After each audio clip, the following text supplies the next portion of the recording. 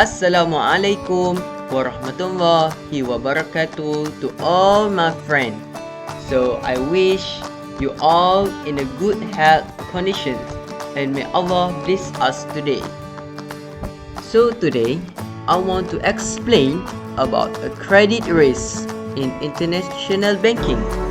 So what is the credit risk? First of all, the definitions of the credit risk. What it is? The credit risk, the probability that a loan will not be repaid.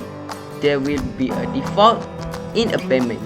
Or another definition, the potential that a bank, borrower or counterparty will fail to meet its obligations in accordance with agreed terms associated with the traditional lending activity of banks, as it is simply described as the risk of loan not being repaid in part or full.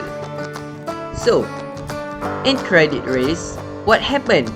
Due to the fact that this phenomenon was in a rising mode, Basel I primarily focused on credit risk, which is banking and financial institutions were required to maintain the capital level equal to 8% of risk-adjusted assets, and Basel II has revealed many loopholes in accurately managing credit risk during the financial crisis.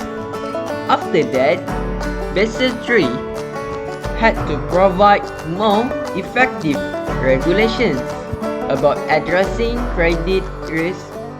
Particularly, it determined several shortcomings and ambiguities present in Basel II. So that's all about credit risk in international banking. Thank you.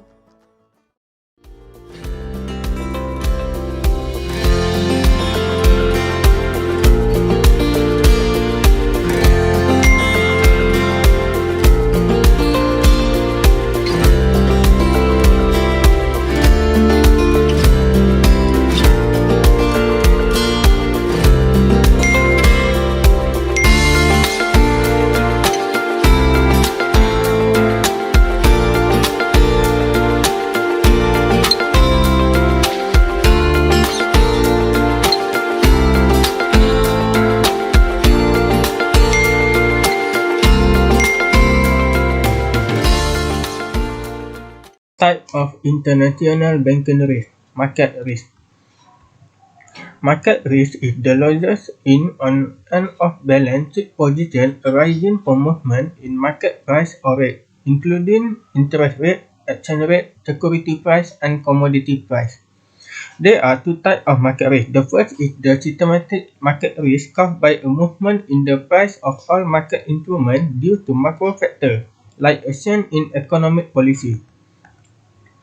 The second is the unsystematic market risk, where the price of one instrument moves out in line with other similar instruments because of events related to the issuer of instrument. For example, lawsuit against the issuer.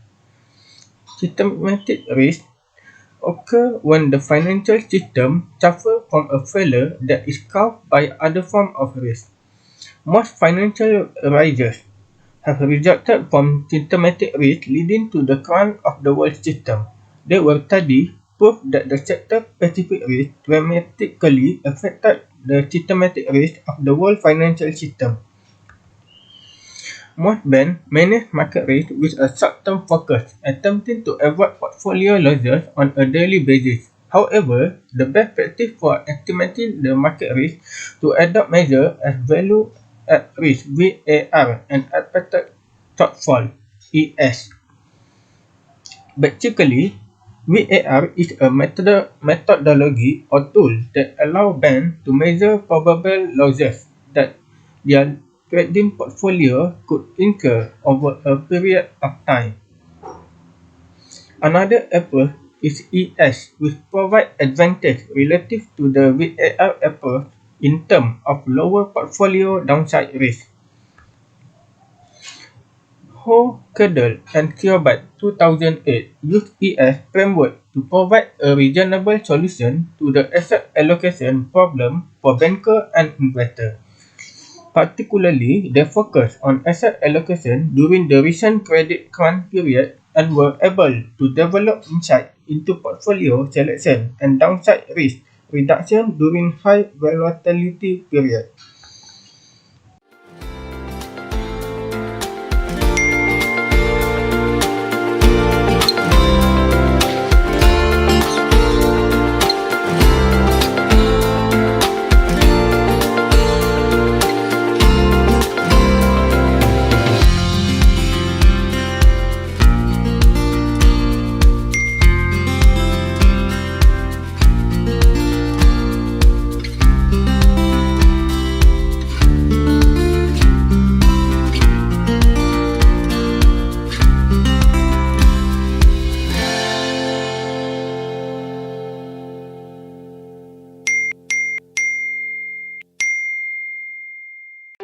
Assalamualaikum, I'm Ridhwan Bahari.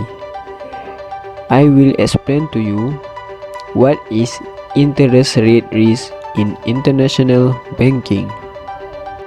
The definition of interest rate risk is the exposure of a banking and financial condition to adverse movements in interest rate. From that definition, we can understand interest rate change can affect many investment, but it impact the value of bonds and other fixed income securities directly bondholders.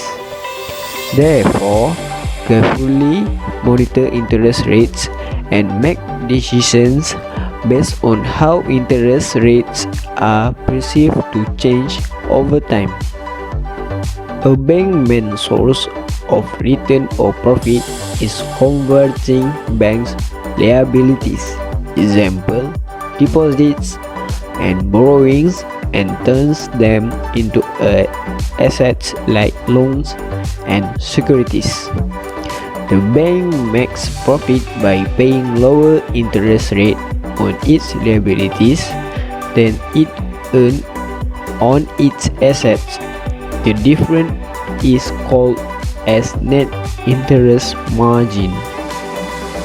Each bank should have a framework to manage and keep track on the interest rate risk in the banking book according to the nature, scale, complexity of the bank's operations, and approval from regulatory body to use an internal model for determining the bank capital requirement for interest rate in the banking book.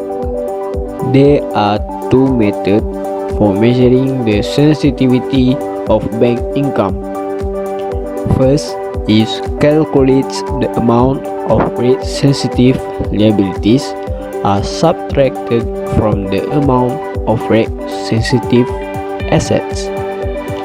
The latter examines the sensitivity of the market of financial institution net worth to change in the interest rates. That's all for interest rates risk. Thank you for listening. Bye bye.